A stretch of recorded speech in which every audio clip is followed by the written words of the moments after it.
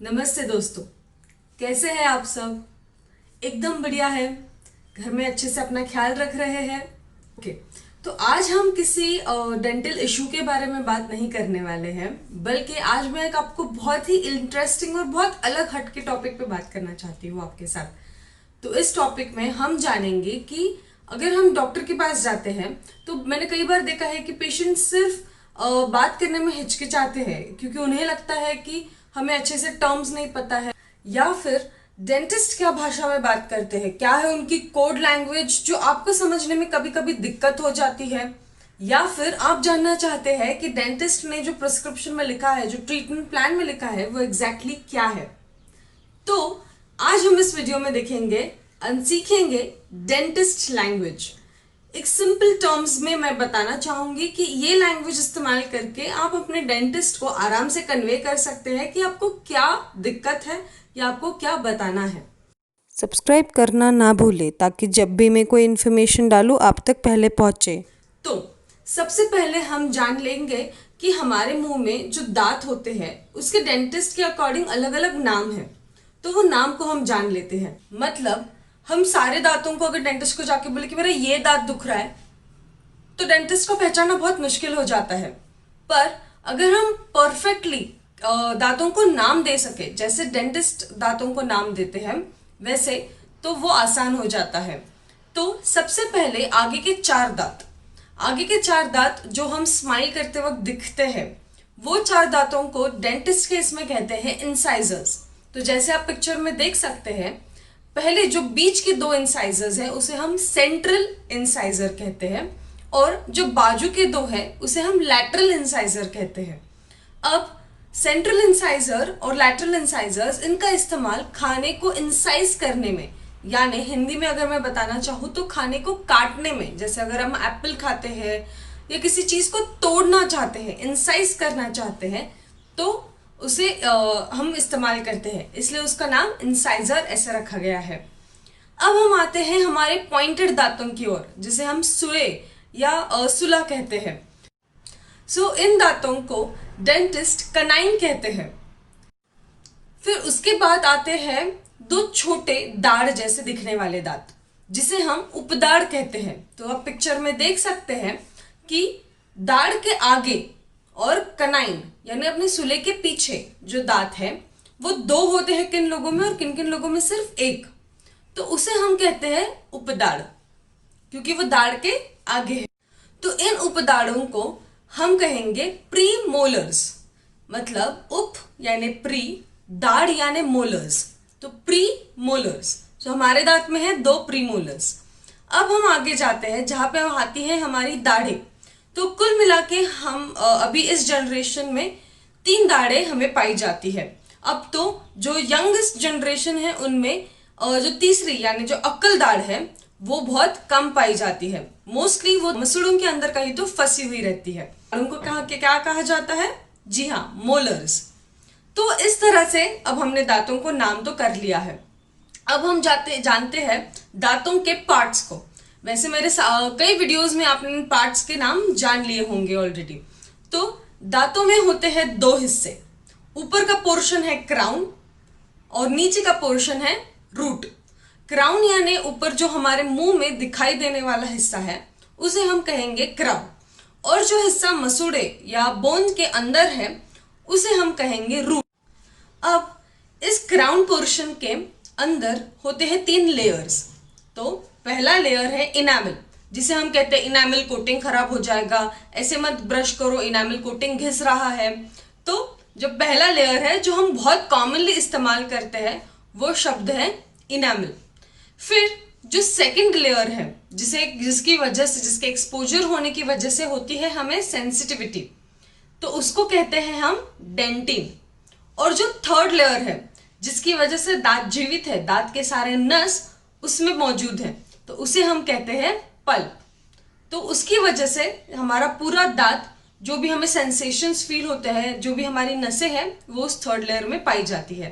पहला है enamel, second है डेंटिन, थर्ड है पल्प। ओके, अब हम बढ़ने वाले हैं एक बहुत ही इंटरेस्टिंग फैक्ट की ओर।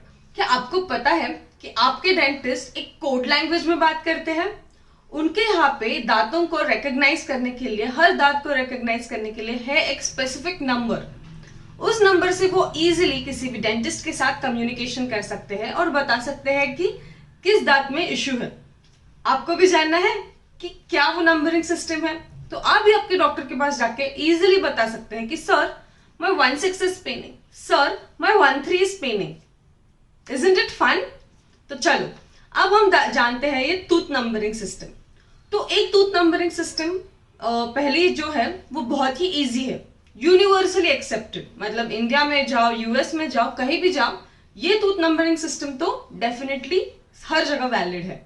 वो है यूनिवर्सल टूथ नंबरिंग सिस्टम। तो हम शुरू करेंगे राइट हैंड साइड से। राइट हैंड साइड से ऊपर का सबसे आखिरी दांत जो है, मतलब हमारी अक्ल दाढ़ हमें पकड़नी है। अगर आपके मुंह में अक्ल दाढ़ है या नहीं है, फिर भी वही से, अक्ल दाढ़ से ही शुरू करना है।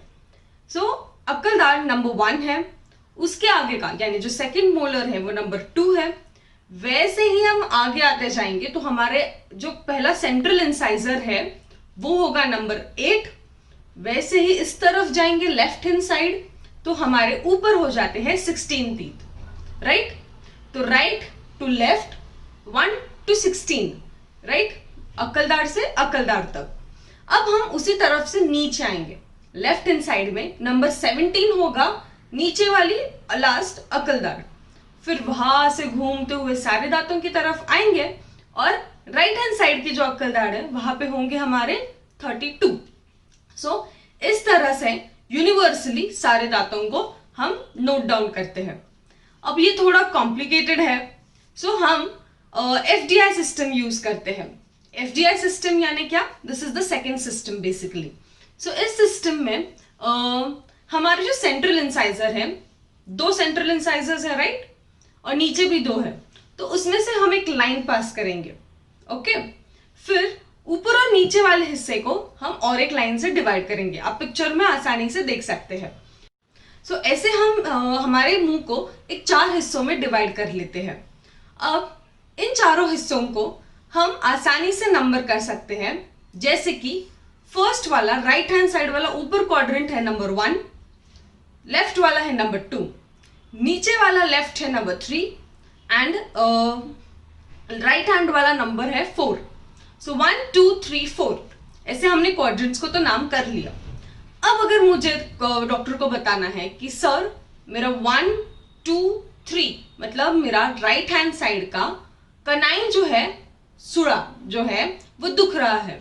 सो मेरा फर्स्ट क्वाड्रेंट क्या है? नंबर 1, और जो सुड़ा है वो है नंबर 3। सो हम कैसे नंबर करेंगे? 1 3। मतलब क्या कि डॉक्टर को समझ जाएगा कि आपका राइट हैंड साइड का 3rd नंबर का दांत दुख रहा है, ओके। तो और एक एग्जांपल देती हूँ, सो आसानी हो जाएगी आपको। अगर है सपोज 4 1 तो कौन सा होगा? बताइए, सोचिए सोचिए सोचिए।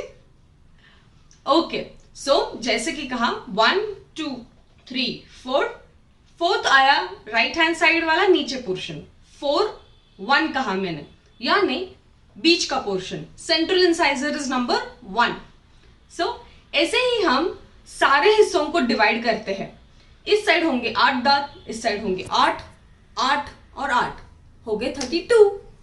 ओके, सो कैसे लगा आपको ये जान के कि कैसी होती है टूथ नंबरिंग सिस्टम? डेफिनेटली अगर पसंद आया है तो कमेंट सेक्शन में मुझे बताइए कि आपको क्या अभी भी कंफ्यूजन है, कैसे मजा आएगा अगर आप डॉक्टर्स को डॉक्टर्स की टर्म्स में बात करें तो। ओके, अभी मैं कुछ पार्ट्स ऑफ माउथ भी बताना चाहूंगी आपको। हम शुरू करते हैं सबसे पहले लिप्स यानी होठ, बाहर का जो ये हिस्सा है उसे हम कहते हैं लिप्स। अब हम जाते हैं अंदर। अब अंदर होता है जो गाल का हिस्सा है, पिंक कलर का हिस्सा, तो वो होता है ओरल म्यूकोजा। अब है दांत यानी इंग्लिश में टीथ। दांत होते हैं, एक पिंक पोर्शन होता है, उसे हम कहते हैं गम्स या जिंजाइवा। अब जीभ यानी होती है टंग, ऊपर का जो टाड़ू है उसे हम पैलेट कहते हैं। तो ये थे कुछ इंग्लिश नाम जो आप आपके डॉक्टर्स के साथ बातचीत करते वक्त कन्वे कर सकते हैं। तो दोस्तों मुझे जरूर बताइए यहाँ पे कमेंट सेक्शन में कि आपको ये वीडियो कैसे लगा। अगर आपको कोई और क्वेरीज है या किसी और टर्म के बारे में जो आपके डॉक्टर ने इस्तेमाल किया है और आपको उसका हिंदी मीनिंग जानना है, तो मैं यहाँ पे डेफिनेटली आपकी हेल्प करने के लिए हूँ। तो ये इंटरेस्टिंग वीडियो जहाँ पे आपने सीखा कि डेंटल टर्म्स क्या होते हैं, ये अपने दोस्तों के साथ भी जरूर शेयर करें। सब्सक्राइब करें मेरे इस चैनल डॉक्टर मानसी शाह को। इस बार मैंने सोचा कि कुछ अलग इन्फॉर्मेशन दी जाए। अब हमेशा ही डेंटल इश्यूज के बारे में बात करते हैं, पर अगर आपको कोई भी डेंटल इशू है तो यहाँ पे नीचे कमेंट सेक्शन में जरूर डिस्क्राइब करें, मैं उस पर वीडियो जरूर बनाऊंगी। लाइक करें, शेयर करें, सब्सक्राइब करें इस चैनल को। हंसते रहे और फिट रहे।